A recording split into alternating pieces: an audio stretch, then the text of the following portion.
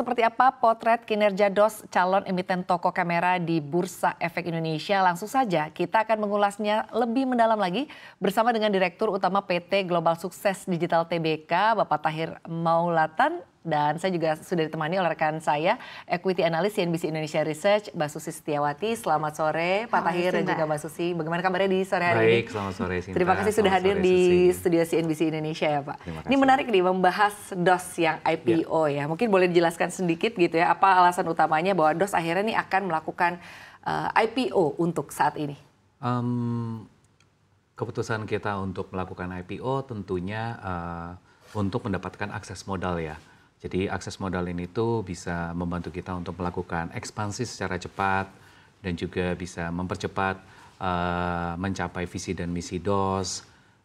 Selain daripada itu tentunya secara kredibilitas sendiri DOS ini akan menjadi lebih bagus ya, baik itu di mitra usaha ataupun di pelanggan. Ya, apalagi ya, diversifikasi pendanaan mungkin, jadi kita tidak tergantung dengan internal kapital ataupun pinjaman bank gitu. Jadi ini akan membuat akselerasi kita menjadi lebih cepat. Baik, intinya ke pengembangan bisnis ya dari perusahaan itu sendiri. Betul.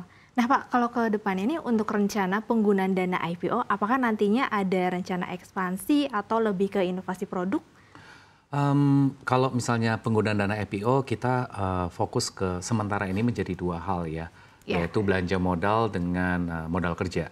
Ya, belanja modal kita itu ya kita fokus di sewa tempat, pembangunan infrastruktur teknologi. Modal kerja mencakup dari persediaan barang tentunya ya, karena demand semakin tinggi kita akan berusaha untuk memberikan produk-produk yang lebih banyak variasinya ya di market. Lebih arahnya ke sana sih sementara ini. Baik. Berarti nanti ada rencana bikin toko baru juga Pak? Sekarang ada sekitar 9 toko DOS ya. Menarik banget ya Sinta ya. Baik, kalau kita lihat memang kan begitu banyak rencana dari DOS yang akan IPO ya. Mungkin untuk jangka pendeknya ya tadi ya akan membuka gerai baru ya, belanja produk, ekspansi bisnis. Tapi untuk jangka panjangnya dari IPO ini, apa rencana ke depan dari DOS sendiri? Kalau untuk rencana jangka panjangnya, kita melihat bagaimana DOS ini tuh bisa lebih meningkatkan jangkauannya secara online ya, dengan bagaimana cara kita meningkatkan jangkauan kita secara online. Tentunya melalui platform-platform seperti e-commerce dan website kita juga ya. Harapan kita sih bukan hanya secara domestik, tapi bagaimana market online kita itu bisa, kalau bisa ke internasional juga gitu loh. Ya, terus diversifikasi produk. Diversifikasi produk ini ada yang kita fokus itu bagaimana kita memberikan produk-produk terbaru nanti dengan inovasi-inovasi yang terbaru juga yang bisa mendukung sehingga pembuatan konten ataupun film di Indonesia itu bisa menjadi lebih bagus ya, lebih visual ya. Betul ya. Terutama kita juga akan coba fokus ke teknologi-teknologi untuk studio kita yang Studio XR, DOS Guava. Dengan DOS Guava XR ini kita harapannya adalah bisa membuat film kelas internasional nanti di Indonesia untuk yang animasi ya. Oke. Nah Pak, tadi kan sempat disinggung nanti akan memperluas pasar juga internasional ya Pak. Kan sekarang ini baru ada 9 toko yang tersebar di seluruh Indonesia. Ada nggak sih Pak planning ke depannya kira-kira negara mana nih yang akan dituju, sama ada nggak sih apa ada segmen bisnis lainnya nanti selain dari fotografi?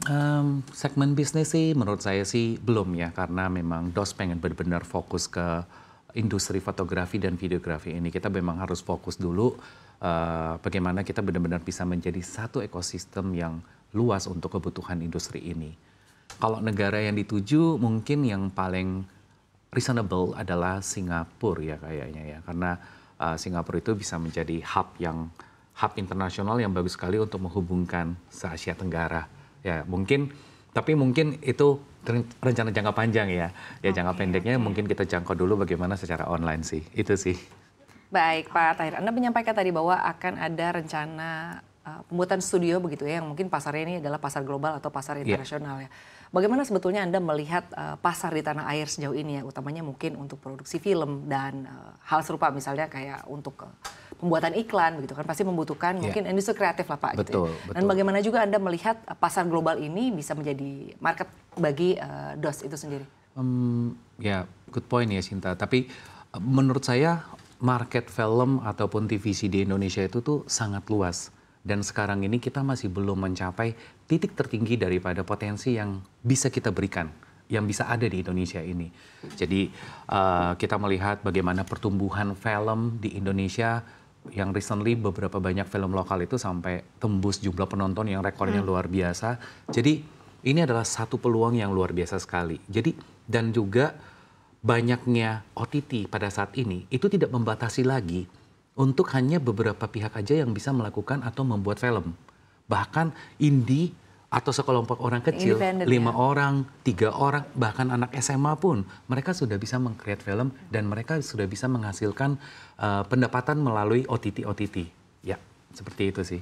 Baik. Jadi luas sekali, besar sekali marketnya. Oke, nah kalau kira-kira Pak, ada nggak sih Pak plan untuk pembuatan? Tadi kan ada studio, ekspansinya kira-kira nanti ada di tempat di mana aja sih untuk ekspansi dari studio yang sudah ada? Kalau misalnya untuk studio, kita masih belum punya planning untuk ekspansi studionya sendiri. Mungkin kita lebih fokus dulu ke ekspansi touchpoint untuk peralatan dan perlengkapan fotografi dan videografinya. Yaitu toko DOS ya, gerai DOS yang lainnya. Baik, tapi sejauh ini Pak kalau berbicara mengenai DOS yang memang sudah IPO begitu ya, secara kinerja perusahaan sejauh ini seperti apa? Mungkin boleh dijelaskan kinerja di tahun 2023 seperti apa begitu ya? Apalagi apakah DOS ini juga termasuk jenis usaha atau bisnis yang terdampak karena pandemi atau bahkan mungkin sebaliknya, DOS malah tumbuh positif nih di era pandemi. Karena kalau kita lihat begitu kan begitu banyak vlogger-vlogger dan juga beauty blogger yang menggunakan kamera yang mungkin berbelanjanya di DOS begitu. Saya bisa bilang kita salah satu industri yang sangat blessing ketika pandemi terjadi ya. Jadi di situ tuh kita bisa melihat peningkatan yang luar biasa, satu tren yang berubah total yang kita berbicara dari sisi corporate sendiri. Yang mereka sebelumnya tidak mengenal yang namanya harus memiliki perlengkapan studio, akhirnya mereka mau nggak mau harus punya ya? Harus punya, karena mereka harus melakukan online training, meeting online, dan juga secara personal juga. Itu benar-benar sangat meningkat sekali yang tadi dibilang ya. Banyaknya beauty vlogger, banyak yang vlogger semuanya. Jadi semua jadi melek terhadap konten sekarang dan itu meledak sekali ya. Yang seperti kita bisa lihat khususnya dari tahun 2021 ke 2022, di situ tuh kita berhasil meningkatkan pendapatan sebesar 15% ya pada saat itu. Dan juga secara laba kotor juga meningkat dan juga secara laba bersih meningkat. Dan puncaknya itu terjadi di tahun 2022 ke 2023. Di sini tuh saya melihat performance DOS itu meningkat sampai 41% secara pendapatan. Dan secara laba bersih juga meningkat sebesar sampai 32%. Marginnya juga ikut naik ya Pak? Naik semuanya. Jadi memang sekarang ini industri kita ini salah satu yang diberkatin dan memang menunjukkan grafik yang naik terus gitu loh. Bahkan sampai Januari 2024 aja kita masih menunjukkan grafik yang naik dibandingkan Januari 2023. Nah, kira-kira ada target gak Pak? Target pertumbuhan ke depannya? Karena kan per Januari naiknya sekitar 16%-an lebih ya, itu ditopang juga dari pendapatan. Ada target gak Pak sampai akhir tahun 2005 dan 2024 sampai tahun 2025? Target kita sih sebenarnya sangat-sangat konservatif ya. Di sini kita memberikan satu proyeksi yang berkisar antara 13-16%. Jadi kita tidak mau terlalu muluk-muluk, tapi harapan kita bisa lebih. Tapi secara konservatif, secara internal company, kita menargetkan sekitar range-nya 13-16% pertumbuhan daripada pendapatan ataupun laba bersih. Itu sih yang kita harapin.